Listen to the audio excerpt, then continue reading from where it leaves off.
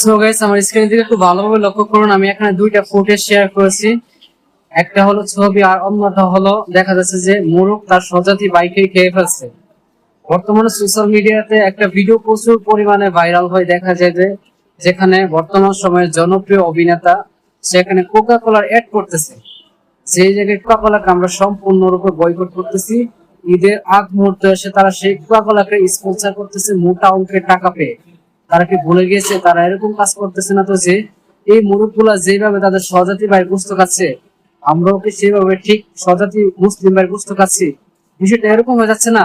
গীবত করলে যেমন মরা ভাইয়ের গোশত খায়, ঠিক এরকম ভাবে আমার মতে যারা ওই দেশটাকে সাপোর্ট করতেছে, ওই দেশটাকে প্রমোট করতেছে, ওই দেশের পণ্য গুলাকে বয়কট করে না প্রমোট করতেছে, তারা তো সেম টু সেম ভাবে আমাদের মুসলিম ভাই মাংস খাচ্ছে।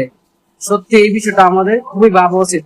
আমি আপনাদেরকে সাজেস্ট করবো যে মজুটা বেশি পরিমাণে খান, কারণ প্রত্যেকটা বোতল থেকে 1 টাকা করে ডোনেশন দেওয়া হয় আমাদের সেই মুসলিম কান্ট্রিটাকে।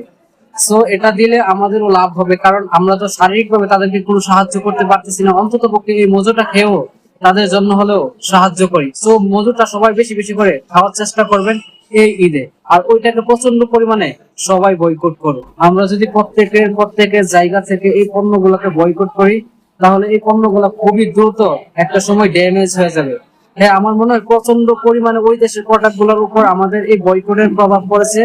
তা না হলে আমাদের বাংলাদেশে অভিনেতাদেরকে দিয়ে কখনোই এই কোকা কোলাকে স্পন্সর করা হতো না। সো আমরা এইভাবে বয়কট করতে থাকি, ইনশাল্লাহ একদিন আমাদেরই বিজয় হবে। সো ভিডিওটা বেশি বেশি শেয়ার করে সবার মাঝে ছড়িয়ে দিন, যাতে করে এই বিষয়টা বুঝতে